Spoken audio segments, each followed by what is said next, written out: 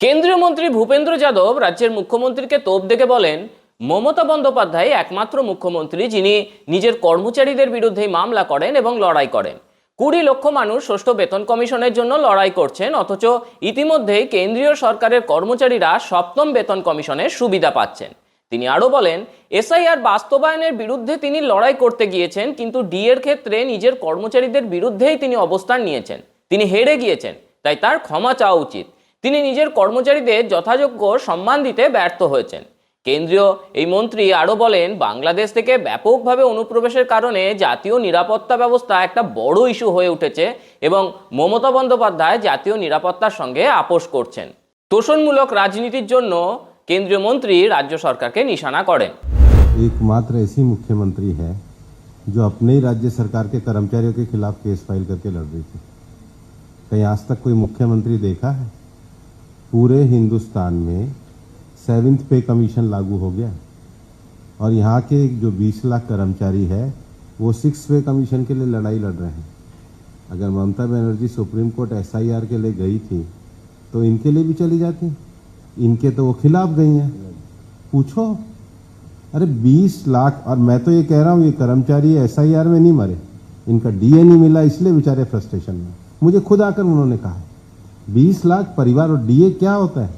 आप जजमेंट को उठा के पढ़िए, सुप्रीम कोर्ट जस्टिस करोल के जजमेंट, उन्होंने लिखा है कि चूंकि कर्मचारियों का वेतन एक स्थिर वेतन होता है, उसमें डीए को जोड़ा जाता है ताकि वो महंगाई का मुकाबला कर सकें। आपको हारना पड़ा, आपको अपने कर्मचारियों से क्षमा मांगनी चाहिए कि जिनके खिलाफ आप लड़े हो उनका क्या दोष है। तो administrative failure, you are failed to give a faith, respect and dignity to your own employ. और ये तो सुप्रीम कोर्ट से सही जजमेंट आया है, ये कानूनी रूप से अधिकार छोड़ा है। तो failure of administration because you have not know faith in your own employees, आप उनके खिलाफ लड़ाई लड़ रहे हो और बाकी राज्य जहां जा रहे हैं आप वो तो नहीं कर रहे।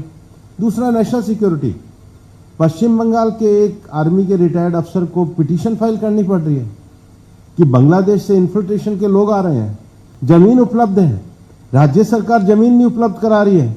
मुझे लगता है शुभेंदु दा ने इस पे एक कॉन्फ्रेंस ली है। तो you have fail in your own administration और आप नेशनल सिक्योरिटी से कॉम्प्रोमाइज कर रहे हो, उसके लिए भी कोर्ट को आपको ऑर्डर देना पड़ रहा है। उस कोर्ट के ऑर्डर को आप नहीं मान रहे। उन्होंने 31 मार्च की डेडलाइन उसकी तय करी है। ভূপেন্দ্র যাদব বলেন, মনরেগা বাস্তবায়নে ত্রুটি রয়েছে এবং তহবিল অপব্যবহারের অভিযোগ উঠেছে। প্রধানমন্ত্রী আবাস যোজনার অর্থের ব্যবহার সংক্রান্ত শংসাপত্র সঠিকভাবে জমা দেওয়া হয়নি। প্রধানমন্ত্রী পোষণ যোজনায় দুর্নীতির অভিযোগ রয়েছে এবং কেন্দ্র নির্ধারিত দিশা বৈঠকগুলি রাজ্যে অনুষ্ঠিত হয়নি। কেন্দ্রীয় মন্ত্রী আরও বলেন, আয়ুষ্মান ভারত এবং পিএম কিষাণের মতো প্রকল্প পূর্ণ মাত্রায় চালু হতে দেওয়া হয়নি। রাজ্য কম মূলধনী ব্যয়ে চলছে এবং আয় না বাড়িয়ে ধারাবাহিকভাবে ঋণ নিচ্ছে, ফলে পশ্চিমবঙ্গের ভবিষ্যৎ বিপন্ন হচ্ছে। जो मनरेगा का पैसा भेजा उसमें जो काम एक्चुअल साइट पे होना था वो काम नहीं हुआ, ये रिपोर्ट्स हैं। नियमों का उल्लंघन हुआ, धन का दुरुपयोग हुआ। प्रधानमंत्री आवास योजना के जो पैसे भेजे थे उसमें सही टाइम पर जो यूटिलाइजेशन सर्टिफिकेट जमा कराने थे वो जमा नहीं कराए गए।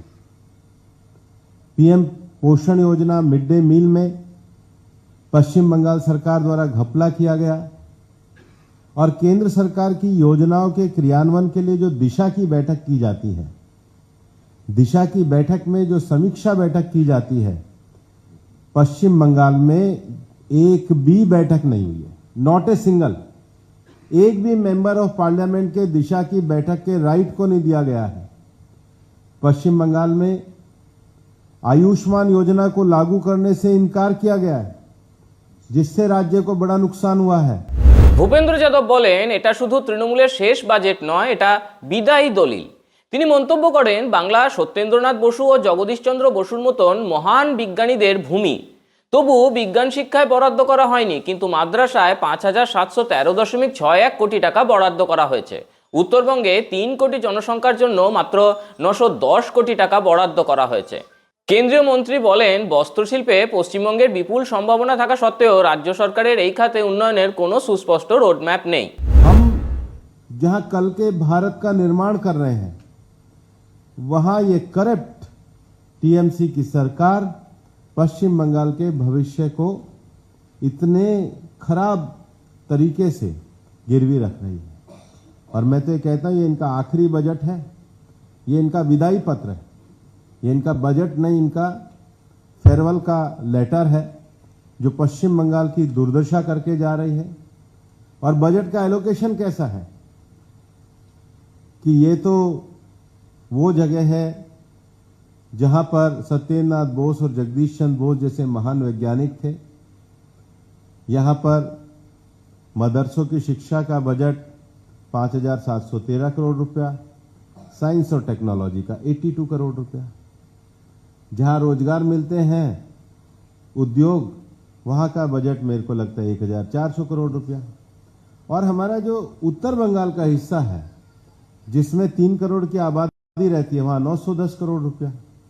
পশ্চিমবঙ্গের মমতা জমানায় সাধারণ মানুষ দুঃখে দিন কাটাচ্ছেন, তাই নিজেদের সুখী করতেই এবার তারা তৃণমূল সরকারকে বিদায় দেবেন, এমনই মন্তব্য করলেন ভূপেন্দ্র যাদব।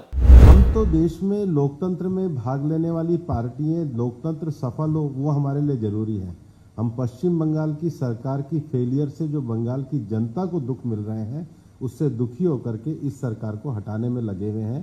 और इस बार बंगाल की जनता हमें आशीर्वाद देगी और इनकी विदाई करेगी। কেন্দ্রীয় মন্ত্রীর দাবি, মমতার অপশাসনে তিতিবিরক্ত হয়েই রাজ্যের মানুষ এবার পরিবর্তনের সিদ্ধান্ত নিয়েছেন।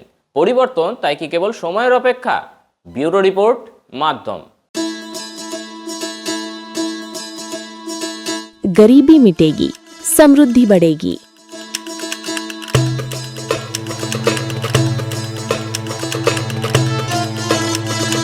यही संकल्प है प्रधानमंत्री नरेंद्र मोदी जी और मुख्यमंत्री मोहन यादव का।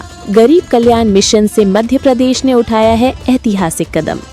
संबल 2.0 के तहत 1.75 करोड़ श्रमिकों का पंजीयन और गिग वर्कर्स भी अब लाभान्वित। हजारों श्रमिक परिवारों को 224 करोड़ का भुगतान। 39 लाख लोगों को मिला भू अधिकार पत्र, देश में प्रथम स्थान। 8 लाख छोटे व्यापारियों को मिला ऋण सहयोग। 56 लाख पेंशनधारियों को हर माह 4,000 करोड़ से अधिक राशि और 45 लाख परिवारों को मिला पक्का घर।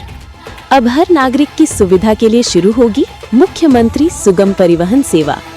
प्रधानमंत्री मोदी जी और मुख्यमंत्री मोहन यादव के नेतृत्व में मध्य प्रदेश तेजी से बढ़ रहा है गरीबी मुक्त और आत्मनिर्भर भविष्य की ओर।